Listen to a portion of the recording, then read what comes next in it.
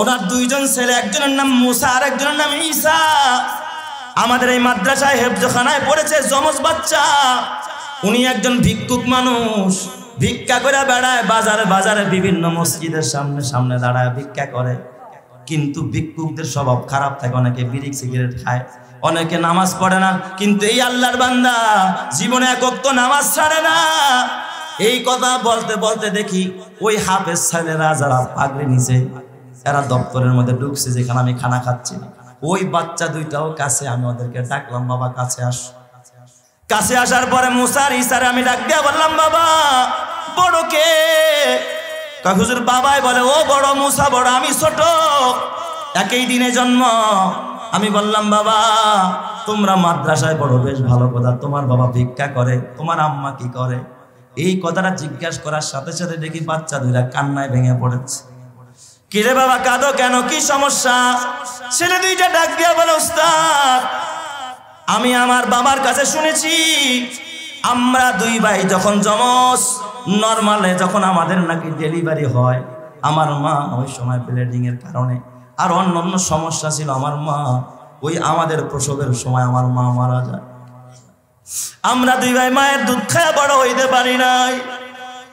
হুজুর আমার এই বাবা, আমার বাবা পা নাই, আমার বাবা, আমার মা নাই, তারপরে আমার বাবা বড় কষ্ট করে আমাদেরকে মানুষ করছেন, সারা বাংলাদেশ সফর করি, উত্তরবঙ্গের এক সফরে পাগড়ি দিব মাহফিলে। কি আজব কাণ্ড আল্লাহ তাআলা বিভিন্ন জায়গায় আমারে দেখা। দেখি দুইজনে ধইরা একজন গার্জিয়ান রে স্টেজে উঠাইছে। ওই যে ব্যারিং আছে না, ভ্যানের ব্যারিং, ব্যারিং এর গাড়ির উপরে বইসা ঠেল্লা ঠেল্লা তারপরে ভিক্ষা করে না, ওই রকমের এক ভিক্ষুক, দুইটা পা নাই, হাঁটতে পারে না। এই লোকটারে কোন রকম দুই তিনজনে ধইরা স্টেজে উঠাইছে। আমি এটার উঠাই কিনলে, ছাত্রদের যখন পাগড়ি দেওয়ার পালা, ছাত্রদেরকে পাগড়ি দিতেছিলাম আমি এবং স্থানীয় আরেক বড় আলেম। পাগড়ি দেওয়ার সময় ছাত্রদেরকে পাগড়ি দেওয়া শেষ, মাঝখানে দুইটা ছেলের পাগড়ি দিছি, চেহারা প্রায় এক রকমের, যমজ হাফেজ, যমজ ভাই। এবার হলো অভিভাবকদেরকে ওরা রুমাল দেয়, রুমাল। ছাত্রদের গার্জিয়ান যারা, যেহেতু আল্লাহ তাদের মা বাবার নূরের টুপি পরাবে, এই জন্য মাহফিলের পক্ষ থেকে, ইন্তেজামিয়া কমিটির পক্ষ থেকে তাদের জন্য হাজির রুমালের ব্যবস্থা করছে। রুমাল পরাবে, টুপি পরাইয়া দিবে। এবার অভিভাবকদের পালা। দেখি ওই যে দুইটা পা নাই, ওই যে ভ্যান এর উপরে বসা, ব্যারিং এর উপরে বসা, ঠেলা ঠেলা আনে, ওই লোকটাও দেখি লাইনে বসা। রুমাল পড়াইতেছিলাম, পড়ানো শেষ, দোয়াও শেষ। ওই লোকটার কাছে গিয়া জিজ্ঞাসা করলাম, মাদ্রাসার মুহতামিম সাহেবরে বললাম, এই লোকটা কে? কয় হুজুর ওই যে যমজ দুইটা হাফেজরে যে পাগড়ি দিছেন, ওই যমজ দুই হাফেজের বাবা। আমি বললাম, তাইলে লোকটার এমন কি সমস্যা? কয় হুজুর ওনার সামনে তো বলা যাবে না, পরে বলবো না, রুমে চলেন।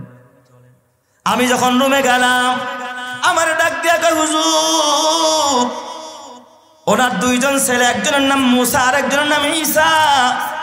আমাদের এই মাদ্রাসায় হেফজখানায় পড়েছে, যমজ বাচ্চা। উনি একজন ভিক্ষুক মানুষ, ভিক্ষা করে বেড়ায় বাজারে বাজারে, বিভিন্ন মসজিদের সামনে সামনে দাঁড়ায় ভিক্ষা করে। কিন্তু ভিক্ষুকদের স্বভাব খারাপ থাকে, অনেকে বিড়ি সিগারেট খায়, অনেকে নামাজ পড়ে না। কিন্তু এই আল্লাহর বান্দা জীবনে এক ওয়াক্ত নামাজ ছাড়ে না। এই কথা বলতে বলতে দেখি ওই হাফেজ ছেলেরা যারা পাগড়ি নিচে, এরা দপ্তরের মধ্যে ঢুকছে, যেখানে আমি খানা খাচ্ছি। ওই বাচ্চা দুইটাও কাছে, আমি ওদেরকে ডাকলাম, বাবা কাছে আস। কাছে আসার পরে মুসার ঈসারে আমি ডাক দিয়া বললাম, বাবা বড় কে? হুজুর বাবাই বলে, ও বড়, মুসা বড়, আমি ছোট, একই দিনে জন্ম। আমি বললাম, বাবা তোমরা মাদ্রাসায় পড়ো, বেশ ভালো কথা, তোমার বাবা ভিক্ষা করে, তোমার আম্মা কি করে? এই কথাটা জিজ্ঞাসা করার সাথে সাথে দেখি বাচ্চা দুইটা কান্নায় ভেঙে পড়েছে। কিরে বাবা কাঁদো কেন, কি সমস্যা? ছেলে দুইটা ডাক দিয়া বলে, উস্তাদ আমি আমার বাবার কাছে শুনেছি, আমরা দুই ভাই যখন জমজ, নরমালে যখন আমাদের নাকি ডেলিভারি হয়, আমার মা ওই সময় ব্লিডিং এর কারণে আর অন্য সমস্যা ছিল, আমার মা ওই আমাদের প্রসবের সময় আমার মা মারা যায়। আমরা দুই ভাই মায়ের দুধ খায় বড় হইতে পারি নাই। হুজুর আমার এই বাবা, আমার বাবা পা নাই, আমার বাবা আমার মা নাই, তারপরে আমার বাবা বড় কষ্ট করে আমাদেরকে মানুষ করছে, লোক করছে। আমার বাবার পড়ার কোনো বিয়ে শাদিও করে নাই। আমার বাবা ভিক্ষা করে মানুষ কত কিছু করে, আমার বাবা কিচ্ছু করে নাই। যাই করছে, যা রোজগার করছে সব আমাদের দুই ভাইয়ের পিছনে ব্যয় করছে। আল্লাহ তাআলা আজকে আমাদের মাথায় হাফেজে কোরআনের পাগড়ি পড়ায় দিচ্ছে। ওই ভিক্ষুক বাবার জীবন বড় ধন্য, যার দুইটা বাচ্চা আজকে হাফেজে কোরআন হয়ে পাগড়ি নিল। রে বাবা, তুমি চেয়ারম্যান হয়েছো, মেম্বার হয়েছো, এমপি হয়ে গেছো, কি ফায়দা হবে কিয়ামতের ময়দানে তুমি জানো না। ওই ভিক্ষুকের কপাল কত ভালো, যার দুইটা বাচ্চা হাফেজ হয়ে মাথার মধ্যে পাগড়ি পরে বাবার মাথায় নূরের টুপি পড়াবে কিয়ামতের ময়দানে। আল্লাহ তাআলা এই সন্তানের উসিলায় হাফেজের বাবাকে ডেকে বলবে, যা যা তোর হাফেজদের উসিলায় তোরে জান্নাত দিয়ে দিলাম। চিৎকার মেরে কন্না আল্লাহু আকবার। হে আমার বাবা, এই জমিদারি তোমার সাথে যাবে না, ঘর সাথে যাবে না, বাড়ি যাবে না, কিচ্ছু যাবে না। এই জন্য আখিরাতের চিন্তা করো রে বাবা।